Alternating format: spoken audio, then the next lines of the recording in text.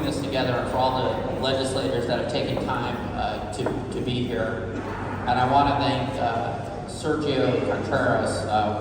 It's an honor for us to have Sergio on our board. And I'll just tell you, he's a terrific representative for this region of the state. We'll jump right in and just Dante, a great presentation on the importance of water. And I want to thank my colleague, the real expert when it comes to all aspects related to trade and issues of the border, David Zapata, who's an Eagle Pass native, but he loves coming to the RGV. Steve Taylor, you are a gem for this region. Your stories are extremely helpful when we're in Austin or in Washington, D.C., talking about issues of importance for this area. So you've got a real gem right here in the RGV. Let's jump right into it. This is, I believe the Dallas Fed in the last year or two said, Texas, which has the strongest economy in the country, that we've added more jobs than any other state in the past year by a lot. But we're really the strongest economy in the world because we've got a $2.5 trillion economy and growing. We're by the end of the year, we'll pass France and be basically the G7 in terms of economic activity. But since we're in South Texas, and this is the area that SpaceX has relocated to, we're really the best economy in the galaxy. So my first question is, and you can take it from different sectors, Rose, maybe we'll start with you, is the types of things that we need to do as a state to make sure that the RGV continues to be really an engine for the entire state of Texas. Absolutely. Good afternoon, everyone. My name is Rose Benavidez, and we do economic development. I have the privilege of serving with Glenn at the Texas Association of Business with Economic Development Committee as well. Welcome to the Rio Grande Valley. But I think one of the things we're always talking about as economic developers is what do we do to recruit more? What do we do to grow more? It's never a simple answer, but the truth of the matter, it's all about investment. We are always playing catch-up in the Rio Grande Valley when it comes to connectivity, when it comes to mobility, when it comes to having proper broadband. And I know it sounds very trivial, but the fact of the matter is that the more that we invest in the area that is the front door to the state of Texas and the front door to this country, the better we're going to be because we're able to keep up with the amount of trade that is currently happening. So I'd say investing in this area is very much something that would give us the kind of infrastructure we need in every area, including education. And we'll get into education a little bit later too, because I think that's a very important piece of the equation. Pete, you're chairman of the board of the Border Trade Alliance. There's a couple of issues that seem to be circulating in Washington surrounding that. My good friend Garrett Taylor has been with BTA for many years. I'd love to hear your take on things right now. Good afternoon, everyone. So before I answer that, I want to thank everyone for being here today.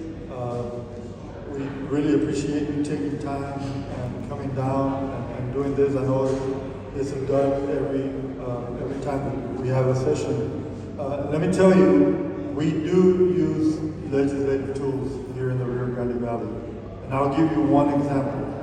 A couple of sessions ago, Cameron County, Alva County got together, delegations got together, and we passed legislation that dealt with an additional vehicle registration fee, where the Commissioners Court of the respective counties in Cameron and Hidalgo could impose an additional $10 for every registered vehicle in the county.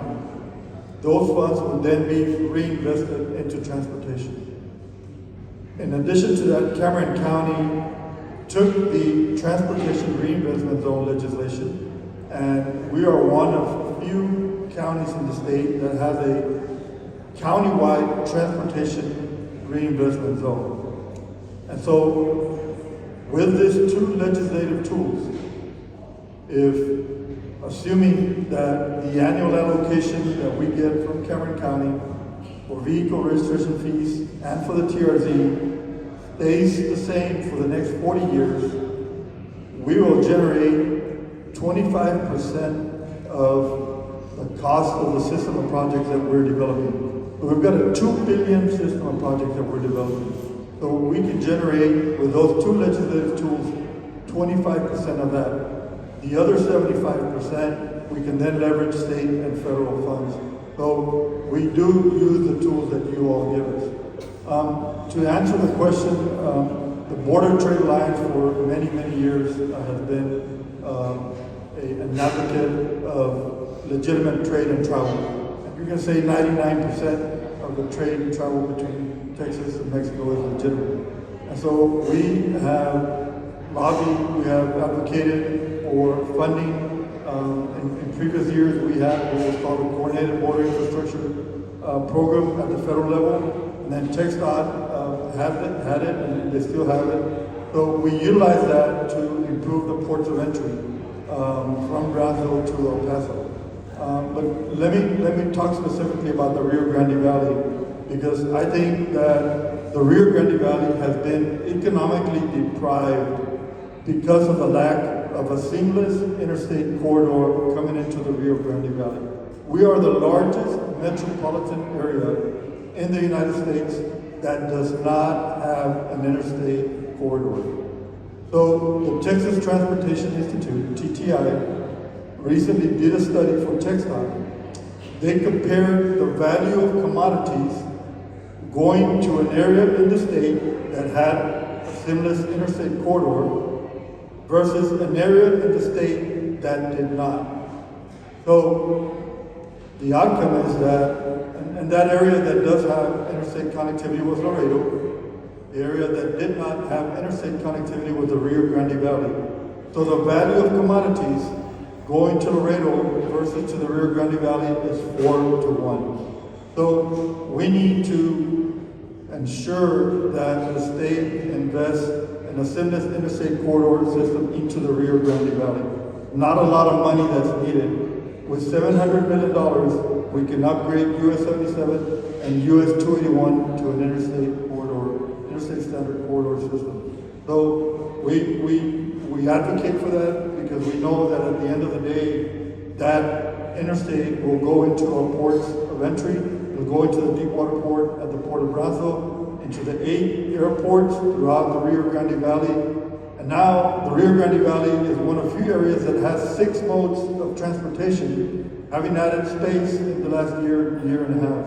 So we will continue to advocate so that transportation infrastructure is going to allow us to have an orderly growth and development in the whole Rio Grande Valley area, and we will have the interstate connectivity that is required so that our goods and products that go through our ports of entry will go into Corpus, San Antonio, Houston, Dallas, and beyond the state of Texas.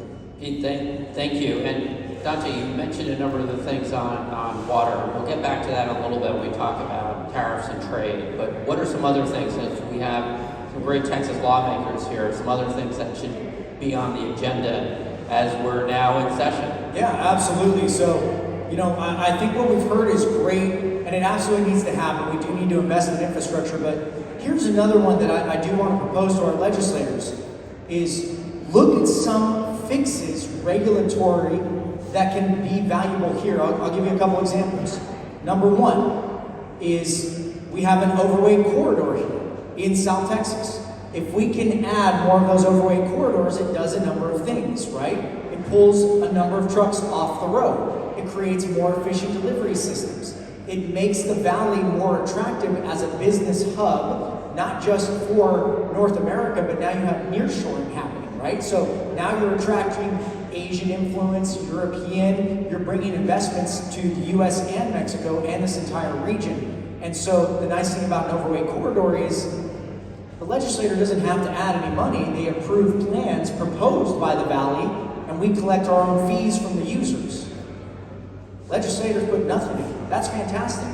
For agriculture, you can promote healthy eating and consumption, right? We need to be reaching into schools. we need to be doing more to educate people about including things like selfishly fruits and vegetables every day with every single meal, right? I love tacos. I eat them aplenty being here, but I certainly don't mind having a salad on the side of that, or additional avocados and other things. And that's what we need to be doing, is we have to find ways to leverage these sensible decisions, and regulations can't help with that. Too much regulation can hurt, but I think there's a lot that we can do to say, all right, this is a $0 cost, let's move it forward.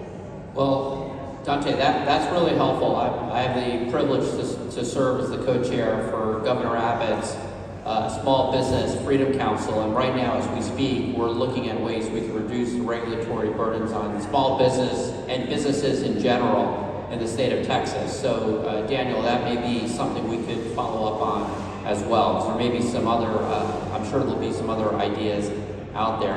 I do want to go into, Rose, with your rich background in economic development. Education is so important, and this is about, I think, we're about 10 years in for UT RGV, which I learned now is about 35,000 students, and we know a football team is coming, and you've got some great community colleges in this region. And one of the major things in the last regular session that passed, I believe, unanimously, so I want to thank every legislator in this room, passed the best funding bill for community colleges probably in the history of the United States, attaching $650 million new dollars to credentials of value in dual enrollment. Rose, I'd like to kick this to you because we all know that a thriving workforce and an educated Texas workforce is very important to our economic health. Absolutely, and we want to thank any of the legislators that were part of the last biennium, because that HB8 was absolutely critical in ensuring that we were funding community colleges adequately. And so for the longest time, we looked at education from an academic perspective. And there's nothing wrong with that. A lot of us, that's the field that we decided to take. But here recently, what has become very vital in economic development and business recruitment is having a skilled workforce that by and large is credentialed versus potentially degree. And so by allowing us to now finally be rewarded for credentialing students, we not only are receiving those dollars, but we're providing on the job and on demand potential employees for people that need to fill that void.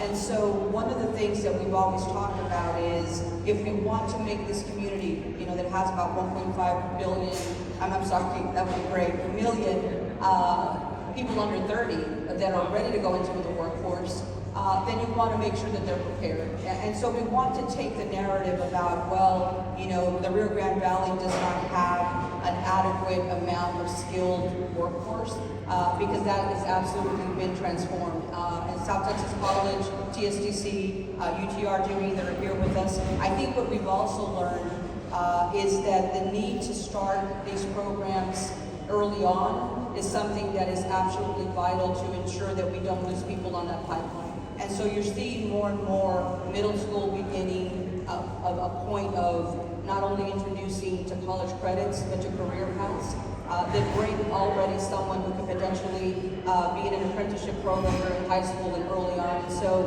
our goal has been always to find a complement for education into economic development, and the best way to do that is to provide the good product, and that's what's happening now. Beautifully said, and it's nice to be in a state with a $22 or $23 billion surplus where there's the opportunity to continue to invest in credentials of value and a platform that really ties dollars to outcomes useful for employers.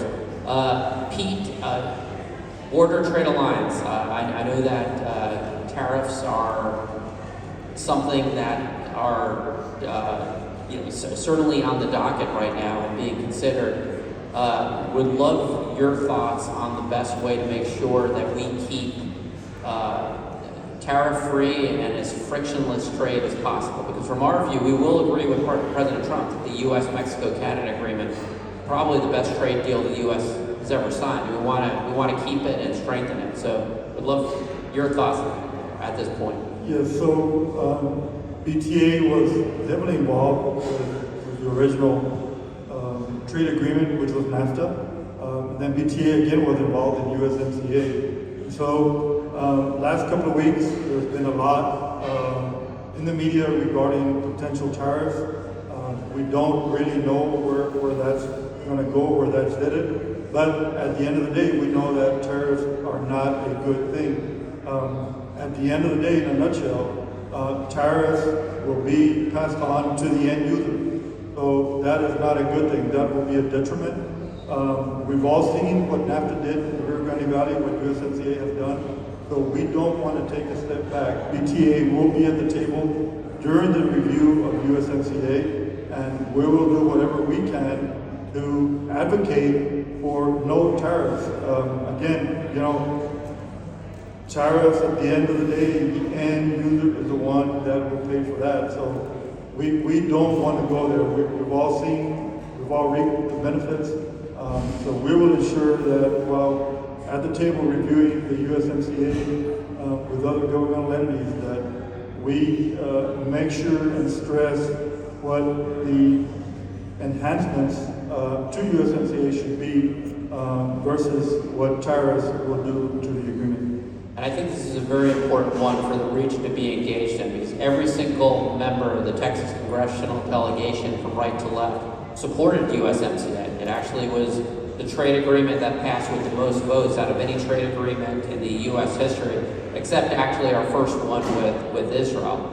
I may have another question on this, but I want to ask Dante is on the labor side and on the immigration side, would love for you to talk a little bit about the labor needs and the right policies to make sure that we have people that can pick what are easily the best tasting grapefruits in the world.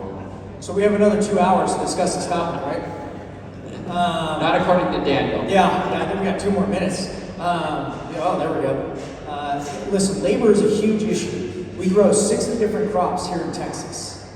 Only 5 of them can be mechanically harvested. So that means 55 crops rely on the human hand to come out of the field to reach the fork, right? So we have a huge labor issue. We were very fortunate in South Texas, but about 10, 15 years ago, we started to experience that shortage. So for those that know, there's really only one program that we can use to get foreign workers, and it's the H-2A program. And it is not an easy program to use. In fact, small and medium-sized farmers often can't even access the program. It's so expensive, or you have to go through a third-party person, and that requires additional cost. Yeah, we absolutely need to address that. I think, let me be clear, I still think higher education is huge, because the direction we're going is agriculture, is precision agriculture. We're data-driven. We're using high-level machinery. We need mechanics. We need those credentialed people as well here. I mean, you're standing inside of a facility, these HVAC units don't fix themselves. And so we have a huge issue for labor, but that's at the federal level.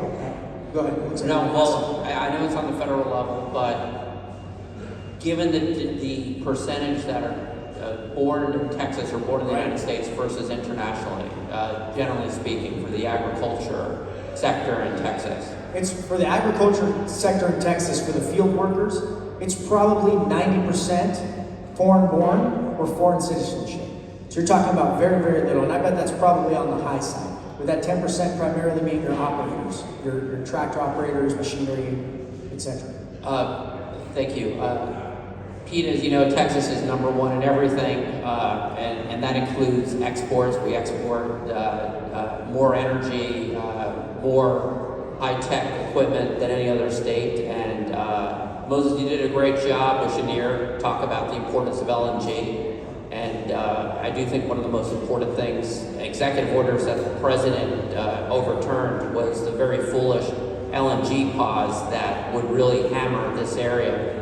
Pete, could you talk a little bit about, when you think about the Border Trade Alliance and the importance of that organization to making sure that Texas businesses have great opportunities to export our products? We talked a little bit about the tariff side, but we export a lot of stuff, including great natural gas. Yes, so again, the BTA has been actively involved in legislation at the federal level that would improve the ports of entry. So that would expedite the flow of goods and products that cross at the international ports of entry. The federal government is not able to fund all the needed improvements along the ports of entry. So about 5 years ago, Senator Cornyn introduced and passed legislation that would allow the local bridge owners the ability to fund improvements at the ports of entry, so that a project that would have normally taken the federal government 20 years to develop, the locals could get involved and expedite the development of that project. We've done about 4 of those projects in the Brownsville-Cameron County area, and we've seen a couple of things. We've seen where the exports have increased because now the wait time coming back into the U.S. is a lot less.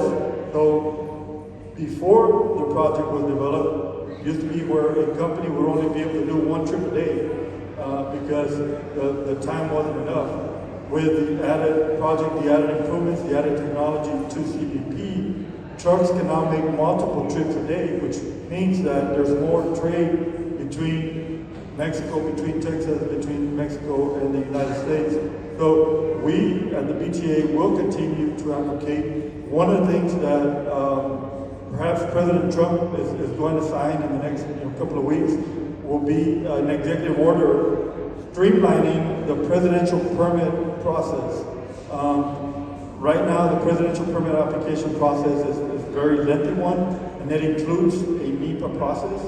I believe that the Trump team, the Trump administration is looking at streamlining it, making it a lot more efficient for the local bridge owners to be able to expedite projects on the border. So anything related to expediting trade exports between U.S. and Mexico, the BTA is going to be a strong advocate of that type of legislation. Very well said. We were strong supporters of the effort by Senator Cruz and Congressman Cuellar to add to expedite 4 bridges between Texas and Mexico. Rose, Daniel wrote a great piece maybe a few months ago about data centers, and this is before the big announcement at the White House of a $500 billion potential set of deals with Texas probably picking up about 10 data centers. And Daniel's piece, if you Google it, is really well done about the importance of AI, the importance of data centers, how it's actually very good in terms of smoothing out some of the energy issues that the state can face. So can you maybe talk a little bit about data centers and AI and how this region can really benefit from it as a sector that's going to soar and is soaring? Absolutely, and so one of the things that when we're talking about needs, we always talk about the grid, right? And when we talk about the grid, we think about staying cool or staying warm when it's necessary. But it's absolutely going to be vital as we're moving forward with any kind of data center, any kind of AI, with the extreme amount of power that those entities require to be able to produce that mass kind of project. We need to be ready on the transmission side. We need to make sure that ERCOT is able to bring these projects online. I will tell you, we probably lead a very counterproductive life in Starr County because we have over $4 billion worth of renewable energy projects that have located in the last decade in our county. That incidentally for rural counties is a very valuable amount of resources and revenue that comes in. And then we have probably about 25% of our workforce that commutes to work in the oil and gas fields. So we touch energy in every way, but we also know every time we're working on these projects that the number one thing everyone talks about is, well, we have to get in the queue to see if we can get on the line for ERCOT to get on the grid. And so we would probably say that one of the vast number of things we don't think about is for investment to go into building up transmission lines. It looks like every time AEP or any of these companies is finishing a construction project, we're already behind multiple years in terms of getting the project. So that's going to be something we've got to look very carefully because they'll produce a lot of jobs. We'll be able to train individuals to have these jobs, but to have the capacity and infrastructure is going to be paramount. Well, we feel very strongly at Texas Association of Business, it's all the above and below. You know, we're going to need a lot more LNG. We're going to need a lot more photovoltaics, batteries. We're excited about what could happen with small modular nuclear reactors. Because you look at the ERCOT projections, and we are going to need a dramatic increase in the energy to power Texas. And then when I talk to some of the tech companies, they'll say that that could even be conservative. And I think that there's incredible opportunities for this region. Well, we're about out of time, so I'd like to give each of our panelists, starting with Dante, a minute to leave us inspired and instead of an apple a day, I'm going with a grapefruit a day. That's my take on it. Absolutely, I love it. Don't forget the watermelons and onions. But no, let me wrap this up. So the Rio Grande Valley is where 70% of Texas's fruits and vegetables are grown. In addition to that, it's also where most of the fresh produce coming from Mexico is crossed. More than 9 billion pounds of fresh produce crosses this Farr International Bridge. When you combine those two stats together, you're talking about figures that employ an industry of about 200,000 Texans, an economic impact to the state of roughly $25 billion, right? So that's the equivalent of every $1 farm gate value. So if the apple's $1, it has $2 worth of economic impact in our state. So we've got to continue to grow that. I think consumption's huge. Texas has a health problem. We're one of the leaders in things, diet-related diseases, obesity, those types of challenges. And I think if we start young and we target the right groups, especially in schools, to eat better, to eat healthier, we'll have that impact. And I think that's something that the legislation can do, and you have a great opportunity before you. Making America and Texas healthy again starts right here in the RGV, right with that bag of grapefruits. That's right. Pete. Thank you. I'll be brief. So just two priorities and for the legislature to go back to Austin and consider. One is transportation infrastructure. We need the connectivity here in the Rio Grande Valley regionally. We need it statewide, we need it nationwide, and we need it internationally as well. Mexico is our partner, and we need to include them in the planning process. The other thing is workforce development, and Rose was right on. That is key. In the Brownsville-Cameron County area, between the LNGs and SpaceX, in the next couple of years, we're going to have 10,000 employees. So 10,000 skilled laborers. The state needs to invest a lot more in workforce development in the Rio Grande Valley so that we can sustain that skilled labor. Not too many years ago, the Rio Grande Valley would train individuals and they would have to leave the valley because we didn't have jobs for them. Now the jobs are here, but we need to ensure that we continue to sustain those jobs through workforce development. Well, this area is the gateway to Mars, so very well said, Pete. Rose, please take us home. Absolutely. So one of the things that I think we need to talk about, the elephant in the room, is please go back to Austin, make sure they stop sending you memes and maps that say that the best tacos are not in the Rio Grande Valley, because after several days of having meals here, I think you're going to agree that is the case.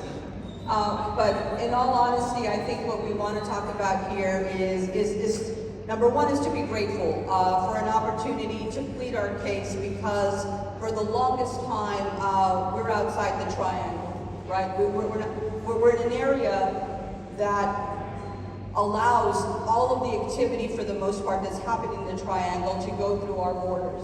And so we want to make certain that when we're understood and when we're remembered, people will leave the Rio Grande Valley knowing that this is an area that is resilient. This is an area that potentially 30 years ago had 50% unemployment and now has single-digit unemployment, and it hasn't been easy. And a lot of that has happened because many of you in this room have understood that investing in the right location not only produces revenue, but produces the right kind of resident. And so as we're moving forward and we're looking at new administrations on the US side and on the Mexican side, we understand that we are that balance. We are right in the middle of both of these countries, and what happens in the Rio Grande Valley can determine whether it's good or bad for the US and whether it's good or bad for Mexico. So we would plead to each of you to remember that we would do well to invest and believe in a community that believes in themselves and is not looking for a hand out, but just a handout. Beautifully said. Thank you. Thank you. Thank you to our panelists.